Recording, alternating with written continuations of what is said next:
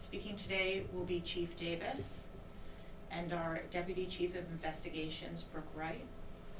We also have here today the Superintendent of Fairfax County Public Schools, Dr. Michelle Reed, and FCPS's Chief Safety and Security Officer, Tom Vaccarello. Chief? Thanks, Katie. Good afternoon, and my thanks continue to go out to Dr. Reed, Tom, your staff.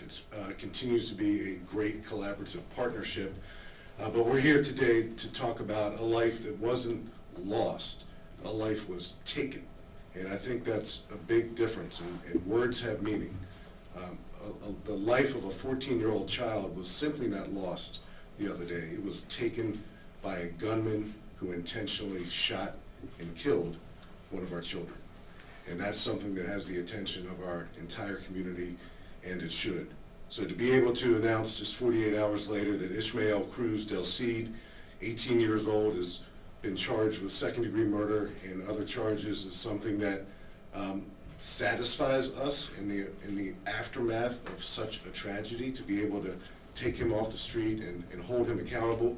I will say, in anticipation of some questions before I hand it over to Dr. Reed, and then Deputy Chief Wright will go over the facts of the case.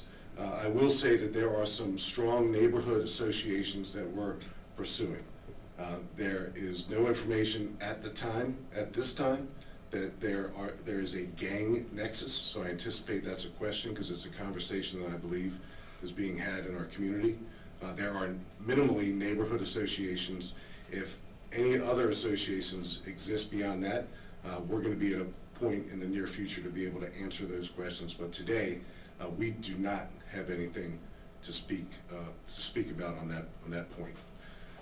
I'll say as well that our ongoing relationship, not just with our school resource officers and principals and other school staff, teachers, and personnel, remains a strong one, but the relationship at the very top between FCPS and FCPD remains strong, and that's something I think our community should know and be proud of. We don't take these scenarios lightly.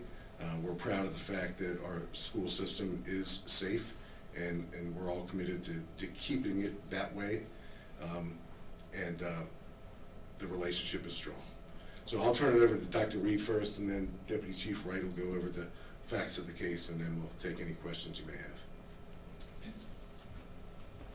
Thank you, Chief Davis. I just want to thank our law enforcement partners for being such great collaborators.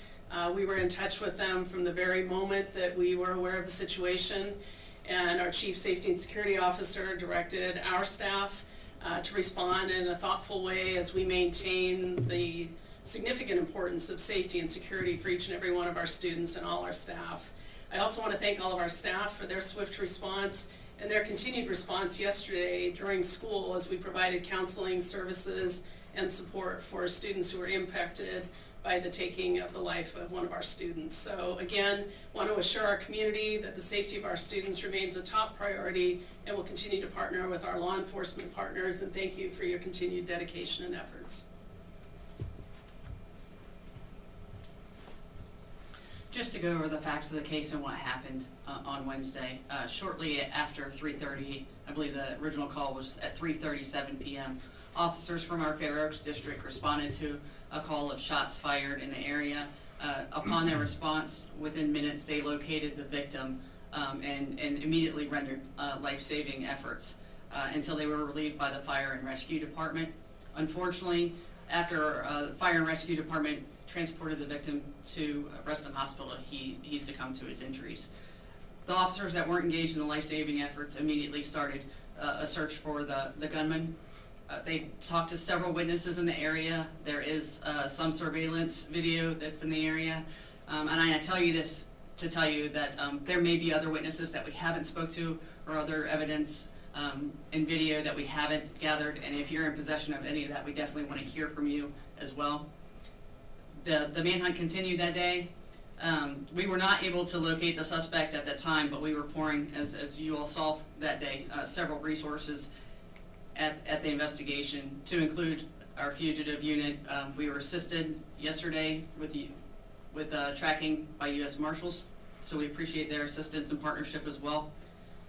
spoke to several associates of Del Cid, but unfortunately we're still unable to locate him.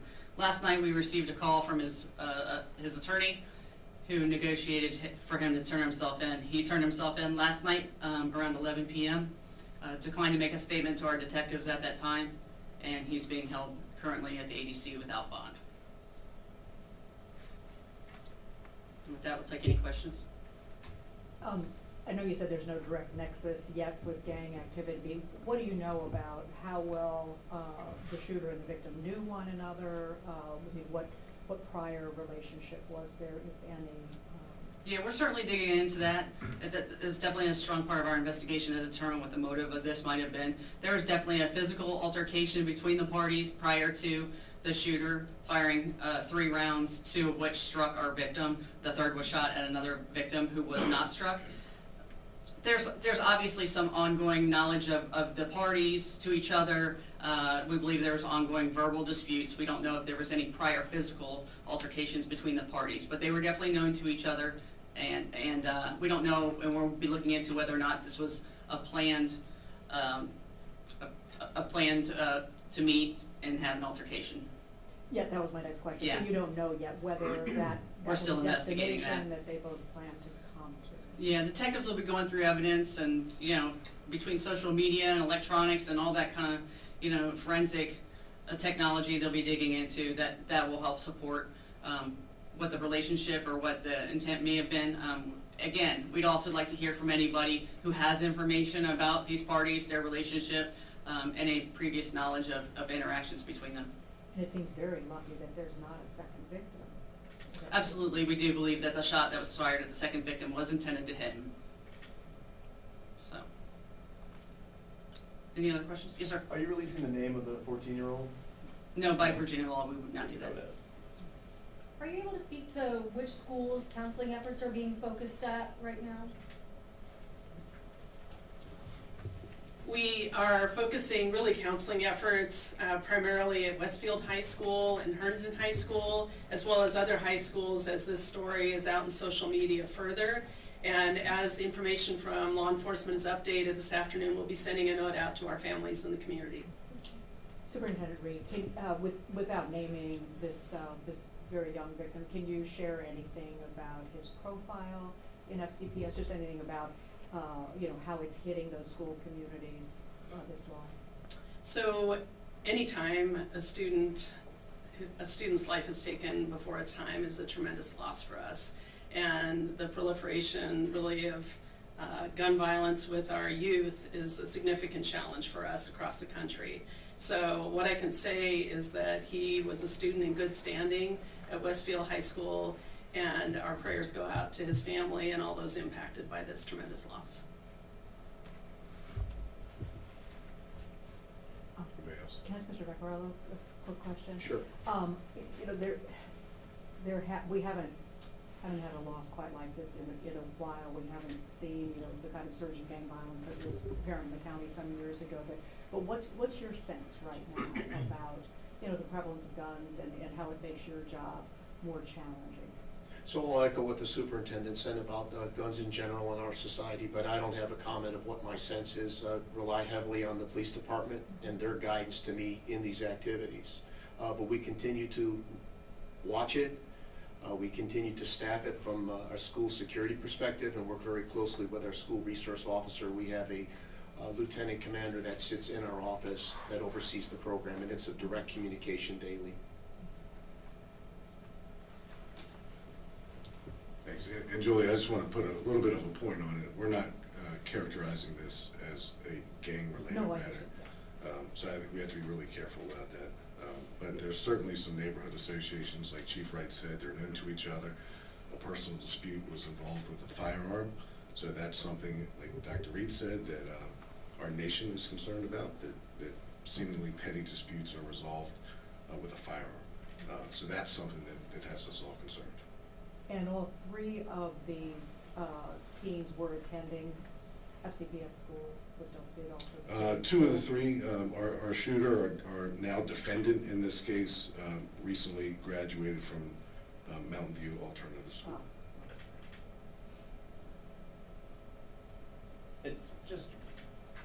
summarize it, just to kind of wrap it up, there's some sort of personal relationship, a personal thing between the shooter and the victim. And to your knowledge, not saying what they, when you say neighborhood association, you just mean they know each other through, I guess I'm trying to get a better sense of the term neighborhood So, association. here we are, we're 48 hours away from this tragedy. We know that they are known to each other. We know there is some type of dispute between the three of these folks, these young people, our victim who was killed, and the other victim who was escaped with his life. They are known to each other. They encountered each other in the community, and there was some type of dispute. We know that our defendant in this case, Cruz Del Cid, produced a firearm and discharged it, killing our victim, and narrowly, our non-fatal victim narrowly escaped being killed himself. So as we get more information, particularly as it relates to relationships and other associations, we'll share it, but if we, I don't want to speculate right now. And as far as the gun, I'm just curious, because we're talking about the proliferation of gun violence across Northern Virginia, was this a legally purchased firearm, a ghost gun? I mean, what do you know about the actual weapon? I can't characterize the firearm yet, but that's something that we're exploring with our investigation as well. Anybody else? Yes, ma'am. How is the almost victim in this case, how is the third person doing at this point? How are they holding up right now? Do we know? Well, so he was almost killed, but he's definitely a victim. So he's certainly processing it, and we have specialists from our Victim Services Division that are working with with him and his family, and as they also continue to work with our victim, our 14-year-old murder victim's family as well. And I joined Dr. Reed in expressing my condolences to the family, to the entire school community, and our promise as your police department is to hold people accountable for crimes like this that happen in our neighborhoods. Okay, thank you all. Thank you.